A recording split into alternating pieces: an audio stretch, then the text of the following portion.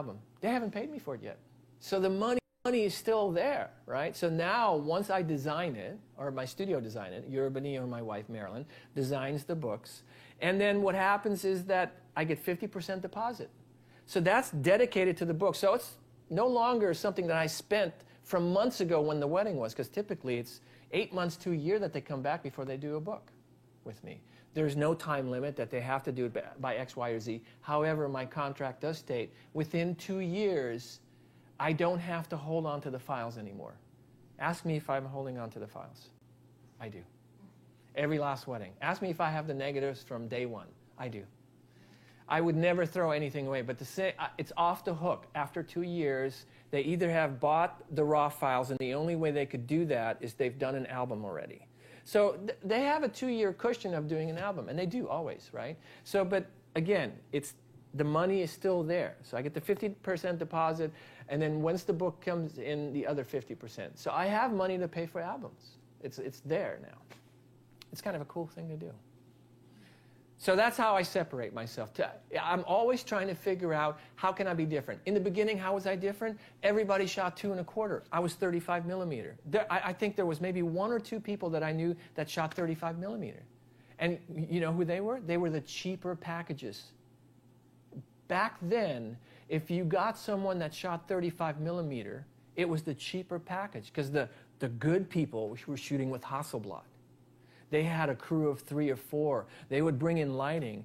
And the little dude with the little bag with the little flash was a cheap package. So that's how I separated myself. Are there any other questions? The questions never stop, so we can just keep going. You can throw one more at me, and then we'll go into the pitch. That would be good. Where are we doing on time? We're doing pretty good. Oh, boy, we're swimming. Let's see here. There was a question, let's see, from... There's a question about education. Yeah. Okay. This is from Andreas Berg from Norway. Would you recommend to complete an education to do wedding photography, or is experience more important? That's a good question. Education or experience, both are important. What I did, and I you know what, I didn't, again, I was 45. I wasn't fully educated in the educated sense, book learning, when I picked up wedding photography. But what I did was I took Kodak. They had Kodak books. They had these series of Kodak learning books, you know, little pamphlet-like things that like a series of 30 or 40 of them, and each one had something. So I learned about camera equipment. This is crucial. Yes, educate yourself on how a camera works to its fullest. I'm going to tell you right now that the way that I shoot and how I'm able to capture these moments, and we're going to talk about shooting in P mode down the road here, because that's what I do, is that the camera has become an extension of my arm, my heart, and my eye, and they're all connected. So that all I do is react to it, because I know that camera so well, inside and out. I know all the custom functions. I know all the bells and whistles and when it will react. So educate yourself. Like, I'm going to ask you a question. Of the 6 sitting here, how many of you fully read your manual for your camera front to back and memorized it? Okay. 1 person. Okay. You know how much information is in that little user's manual on your cameras? It's incredible. It's incredible how much information is in there. So educate yourself, but I think experience is the best teacher. Second, shoot for someone. Literally, I mean, go back to the way it was when I started. Yeah, you drag someone's bags around for a while. I did it for a little bit, very short period of time. Bags, get the idea of the flow of the wedding. This is why sometimes in Hollywood, someone who's an actress may want Mario Tostino. Brilliant photographer, beautiful fashion photographer, right, in Italy. Incredible work. However, ask Mario if he knows what a wedding's about. He knows fashion, but he doesn't know a wedding, because wedding is really unique, and all you need to do is miss out on one crucial moment, the bride kissing the groom on the altar. Let's just say you spaced out because that's not one of the things you do. I shoot fashion in the studio. I don't know from that. Well, this is why experience is crucial. This is why you second shoot for somebody.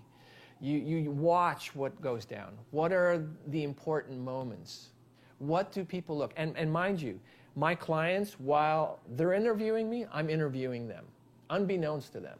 I asked little questions that are little kernels of, yeah, that's what I needed to know. Like, so do you have a long shot list? I need to know, because I don't want to be surprised that there's 3 pages of shot list coming up, right? Because I've seen that. So this comes from experience. So yeah, I say educate and get experience. Yeah. We should probably, and if you can keep me all in line on timing in terms of breaks. Absolutely. I don't know when the first break is. Or Absolutely, Sure, we'll do that. It's Yeah. 10 o'clock now. yeah, and so when is the first break? We'll probably take a break in about 30 minutes. Okay, so I can do a pitch. I need a bride and a groom. I think we can arrange Who's that. my bride and groom? Also, you guys, just so you know, you guys are welcome to jump in with questions at any time. Yeah. Just keep this Please do. interactive and Yeah. keep it conversational. You guys are welcome to. I just had a question. Yeah. Ask me, ask me. So before the clients come, to meet you for the pitch, Mm. I don't know if you do this now, but they obviously don't get a price list before No. they meet you. Have you always done it that way? Yep. Always. Always. Now, having said that, a lot of people also, because they've seen maybe 50 photographers, they want to cut to the chase. So there are times where I'm pressed to the wall to have to say something. So I will give them the basic, at the bottom, entry level, me for 4 hours, $7,500. That's where I start. And then sometimes I might say, because look, you got to make adjustments, right? So if it's a wedding on a Wednesday, there's a break. There's going to be, 20% off my normal Saturday gig, because no one's going to compete for that day. It's very rare that I get another person asking for the same Wednesday. It just doesn't happen. So, yeah, there are times. And why are they picking Wednesday? Because they clearly don't have a budget anyway themselves. And I find a lot of the times the brides and grooms that come here, they've come here because they love my work, right? So they're already connected to the work. So I really want to work for them if I can. And so, again, I'm going to go back to this. It's not business first. It's my passion. There has been times where, and I will do this, on the phone. Here's a good part. So before the pitch, the bride calls me. Are you available Saturday, August 17th? Look on my computer. Yes, I am. And before she can ask the next question, I'm right out of the gate with this. So where are you getting married? Beverly Hills Hotel. Yeah, and how many guests? 300. Okay, they can afford me. So if they now then press for the price, I'll tell them exactly the price. If they tell me 50 people at Il Cello restaurant, I know that they probably can, and I want to give them up front. I start at. Because I don't want to waste their time either. If they clearly cannot even come close to it. And yes, there are times where I'm close enough that they're willing to come in. But there are times where, no, I was hoping you were $1,500. So that's so far apart. And something like at a restaurant for 40, 50 people is usually that far apart from Beverly Hills Hotel for 300. So you call them? They call me, right? Oh, okay. Yeah, they call me when they ask to see if I'm available for the date. And then I let them know that I am, and then I let them know, based on my questions, their answers, how much I am, or I don't say anything, and they come in. Because if it is Beverly Hills and 300 people, they're not going to ask me, how much are you? It doesn't matter to them. It usually doesn't. 99% of the time, it won't matter how much I am. And I want them in front of me because that's when I'm really doing my selling. Yeah. But I don't put prices on my website. And I don't talk about it on the phone unless I'm pressed for it. Yeah. Yeah? Woohoo! Bride and groom? Do we need the mic up there? I think Or you're do we mic'd. need anything I think after? you're We don't mic'd need to already. speak. Yeah. You're up here.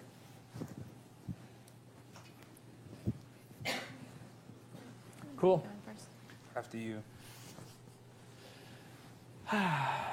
Love it. So All right.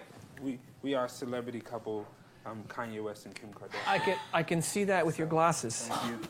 Yes, I am fully aware that you are a You sit celeb. back. Yes, you're so cool. I can't stand it. You can pitch now. I can pitch now? Yeah? Are you taking it? Oh, that's nice. So if you come into my studio, what you'll find, you see those candles? A little lavender. In the background, I'll play music. I don't know, if we're hooked into the music at all, but I'll just play it off my laptop, and I'll try and do it in the background. Huh? Yeah, it's Triple Scoop. This is Alpha from Triple Scoop Music, who I use for my slideshows and my background music.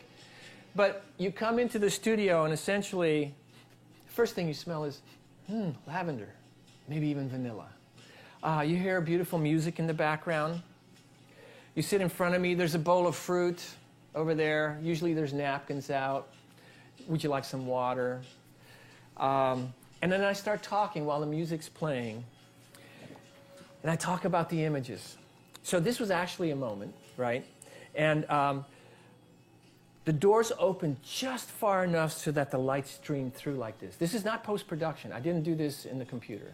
This is an actual moment. And people will always say, oh my gosh, Joe, but where are the people in the back? Sure, you set it up. Actually, no, this was a large church, and half of it was filled up, and I wasn't allowed but behind the last pew of people. So this was my shot as he entered. And then as she entered, I turned around and I grabbed his face, his expression. And it was open, his mouth was open, and there was a tear rolling down his face. It was incredible. And interestingly enough, I looked at the image during the reception when I had a few minutes off, and I saw this photo, and I went, oh my gosh. And I went up to him while he was seated at the table, and I showed it to him on the back of the camera, and he started to cry again. The same thing. So this is what I want you to do. I want you 20 years from now to open up your book and say, I remember what I was feeling in that moment. Oh my gosh, I remember what I was thinking right there. I want you to relive it like it was yesterday, 20 years later. And the only way you can do that is to have moments of your wedding. Yeah, we're going to show you that there's going to be photos of everybody, the bridal party, your mom and dad hanging onto your arm. That's great. It's important. Weddings are still about tradition. But I want you to relive these moments. It's all about the moments for me. So check this out. This is really great. So a lot of the times I use my camera, so I'm just shooting off the shoelaces, literally, without looking through the lens. This was shot with a 14mm wide-angle lens, and I shot underneath, and I had my assistant throw out a little video light to give me a little light. This is available light shooting because the flash would have really harmed this image with all the white petals, right? But what's really cool about this, they were walking towards the limo right here. And when they got into the limo and started driving away, that was my next shot. And I shot that right through the window, the back window of the limo. What a beautiful moment. I mean, that's what I want you to remember, what this was like. It'll come back to you like it was yesterday. It'll absolutely, the feeling will all come back. And this is available light again. And I knew what this was going to look like, so I told my assistant really quick, light me from the front, and he kind of got to the front of the hood of the car and threw the video light right through the front, and that was it. That was an available light shot right there. Wow. This is right before she walked down the aisle. Dad doesn't even know that they're waiting in the wings right here. He's clueless. This has multiple stories. I want you to get images that you can put on your wall, look at, ponder, and live in that moment again, and look to see that there's more than one story. And all the images that I capture, usually you can find other stories in it, right? That's what it's about for me. Your wedding is different from everybody else's that I've shot. Everybody. Your moments are unique to you. And that's why I feel it's important. My style is, and I hope it resonates with you, is about capturing the moments in your wedding. And that's what will make your wedding different from everybody else. It's the truth. I want to capture heart. I have a sense of humor. I come with the second shooter, and the second shooter is pretty much in charge of the perfunctory traditional photos, the setups of the bride and groom with her family, with the bridal party, the groomsmen alone with the groom.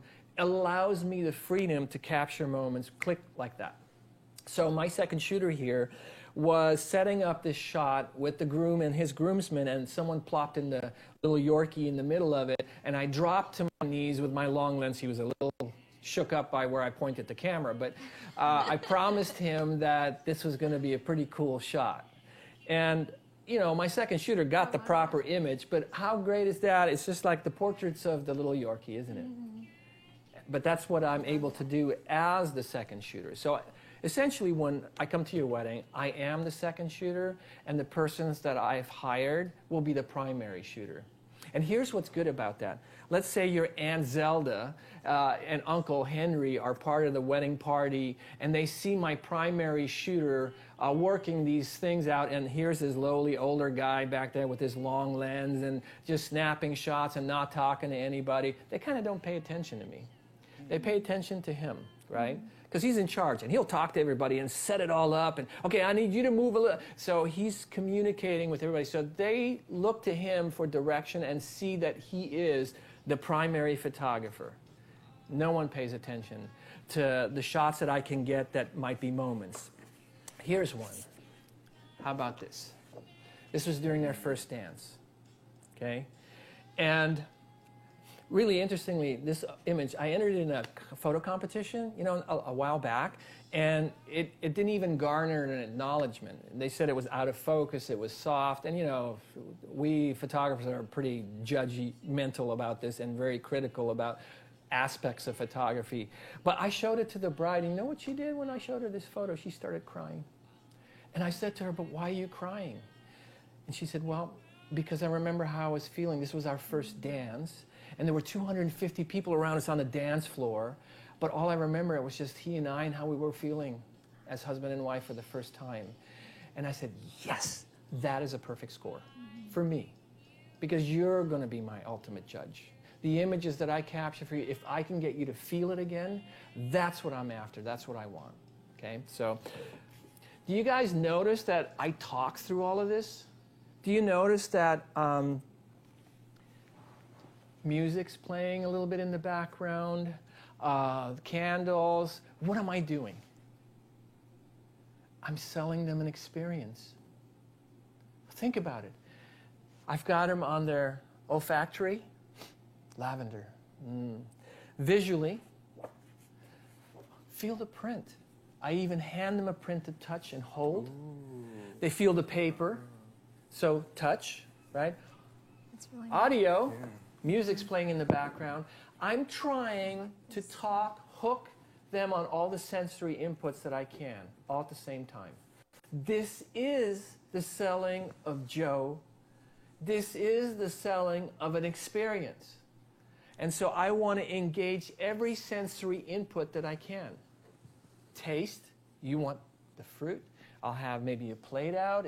I ask them, would you like an apple? Sometimes nearby where we have scones, bring fresh scones. They can smell and eat those at the same time. So there's a way to sell yourself as an experience. All of these things, when I talk about the image the way that I do, what am I selling? Two things.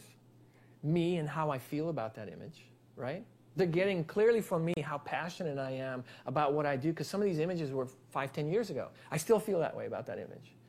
Okay? The stories of how the bride felt when she saw this, what am I doing? I'm placing that bride into that photo. I'm making it her wedding. I'm already selling her wedding. This is your wedding I'm talking about. This is what's going to separate you from everybody else that simply does this. All right, let's have a look. Click, and there goes the slideshow, and he sits back. Here, another slideshow, and we sit back. And then afterwards, okay, prices. No. Now what you're doing is just selling a commodity. And when the question is how do I separate myself? How do I make myself different? It starts right here. It starts right here.